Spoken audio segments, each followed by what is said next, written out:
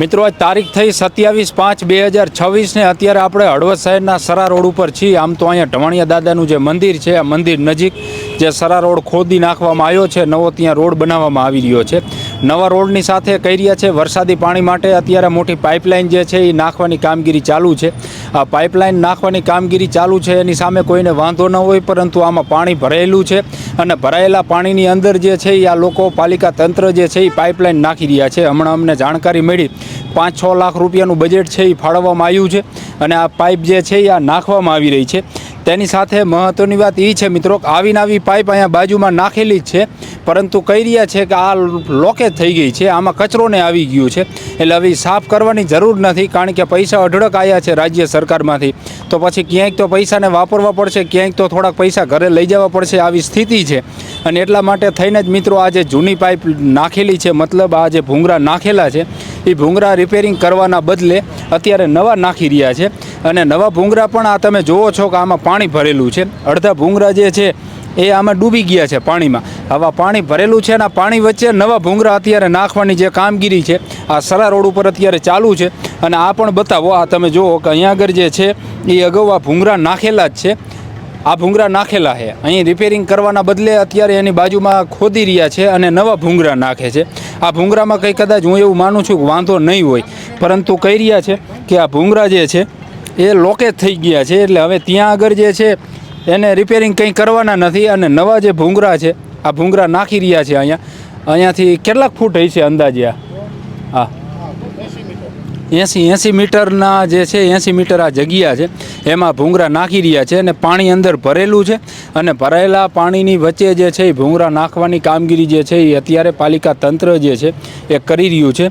જૂના ભૂંગરા હતા તો એ બધા કમ્પ્લીટ જ છે, એમાં એકેય ભૂંગરું આટલામાં આપણે જોઈ છે અહીંયા ક્યાંય ભાંગેલા છે નહીં, પરંતુ એ ભૂંગરામાં કહી રહ્યા છે કે લોકેજ થઈ ગયું છે, એટલે એને હવે રિપેરિંગ કરવાની જરૂર નથી અને નવા ભૂંગરા જે છે આ તમે જોઈ રહ્યા છો, મોટા પાઇપો સિમેન્ટના જે ભૂંગરા છે એ નાખી રહ્યા છે। આ બાજુ આવીને આ બતાવો, આ ભૂંગરા પણ બતાવો આમેથી ઉતરી, કારણ કે આ પણ શહેરીજનોને જોવું જરૂરી છે। અને રોડ તો મોટા ભાગના અત્યારે પાલિકા તંત્રએ બધા જે છે એ ખોદી નાખ્યા છે, કારણ કે હવે ચોમાસું કહી રહ્યા છે નજીક છે, એટલે તાત્કાલિક ધોરણે જે છે એ કામગીરી કરવી પડશે, પરંતુ વરસાદ તો ભેગો થઈ જાય છે એવું લાગે છે। અને હાલ અત્યારે જે છે કહી રહ્યા છે કે અહીંયા એક પાણીનો ડેટકો મહેકો છે ને એનાથી પાણી જે છે એ કાઢવાની કામગીરી ચાલુ છે, પરંતુ એ કામગીરી પાણી નીકળી ગયા પછી કદાચ ભૂંગરા નાખે તો થોડા કંઈક વ્યવસ્થિત વાટાની પણ કરી શકે, જેથી રોડ બન્યા પછી આપણે મેલડી માતાજીનું જે મંદિર છે બસ સ્ટેશનનો વાંક વળી ત્યાં આગળ રોડની વચ્ચેથી પાણી નીકળે છે, તમે જોયા છે વિડીયો પણ એ ઘણા બધા સામે આવ્યા છે। અહીંયા પણ એ જ પરિસ્થિતિ થવાની છે, આ પાણી ભરેલું છે, આ રીતના ભૂંગરા ફિટ કરી દીધા, ફિટ કર્યા પછી આની પાસે આરસીસીનો રોડ બની જવાનો છે, પાણી હમણાં વળી પાછું લીકેજ થવાનું છે, રોડ વળી પાછો તૂટી જવાનો છે, એટલે આવી રીતે બધે હાલે છે। તેમ છતાં અમને તો કોઈ કંઈ કહેતા નથી। આ જે મિત્રો આ ભૂંગરા તમે જુઓ, આ સાઈડવાળા આ સાઈડમાં ઠેઠ લગી નાખેલા છે, તો કહી રહ્યા છે કે એ લોક થઈ ગયા છે, એટલે હવે બીજા નવા નાખવા પડશે।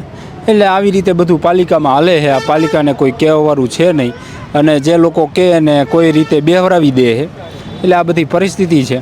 કારણ કે આ જૂના ભૂંગરા બધા એવા જ છે, સિમેન્ટના નાના જેવડા જ છે, પણ કહી રહ્યા છે કે લોક થઈ ગયા છે, તો લોક તો આય થઈ જવાના જો જાળવણી કે ધ્યાન નહીં રાખે તો આ નવા ભૂંગરા લોક થઈ જવાના। 80 મીટરનું આ કામ છે એ આપ્યું છે અને નવાઈની વાત એ કે પાણી ભરેલું છે, ઢીચણ હમાણું પાણી છે આમાં, અને પાણી વચ્ચે આ નવા ભૂંગરા ફિટ કરી રહ્યા છે, એટલે હવે કામ પણ કેવું થવાનું એ તમે વિચારો મિત્રો।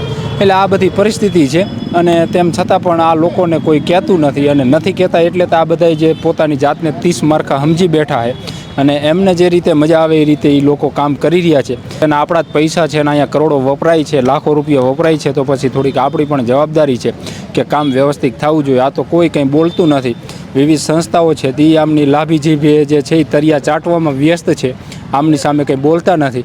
બાકીના હળવદના કહેવાતા જનનાયકો જે છે એ પણ અત્યારે ભૂગર્ભમાં ઉતરી ગયા હોય એવું લાગે છે, કારણ કે એ પણ કોઈ કંઈ બોલતા નથી। જૂના આ ભૂંગરા છે મિત્રો સિમેન્ટના, તમે આવડા તો એને રિપેરિંગ કરવાના બદલે નવા નાખે છે, અને જૂના છે કે લોક થઈ ગયા છે, તો લોક તો આ વહેલા મોડા થઈ જવાના છે, તો ધ્યાન નહીં રાખે તો। એટલે આવું બધું છે મિત્રો। અને પાણી વચ્ચે પણ આ જે ભૂંગરા નાખવાની કામગીરી પાલિકાની જે છે એ થઈ રહી છે, એટલે હવે જોવાનું એ છે કે પાલિકાના જે કંઈ સત્તાધીશો છે, જેને શહેરીજનોએ ખોબલે ને ખોબલે મત આપ્યા છે અને એ સમયે મતદારોના પગ પકડી લેતા હતા, એ જ જે ચૂંટાયેલા પ્રતિનિધિઓ છે હવે લોકોની જે કંઈ રજૂઆત છે કે લોકોને જે પડતી તકલીફ છે કે લોકોના જે પૈસા આવે છે ને એનો ઉપયોગ આ લોકો જે કરી રહ્યા છે, કારણ કે નવા ભૂંગળા નાખે તો જ નાની મોટી આવક થવાની છે, જૂનામાં કંઈ ખાસ મળવાનું નથી. એટલે હવે જોવાનું એ છે કે આવી રીતે ચાલે છે કે આમાં કંઈ સુધારો થાય છે. આભાર મિત્રો.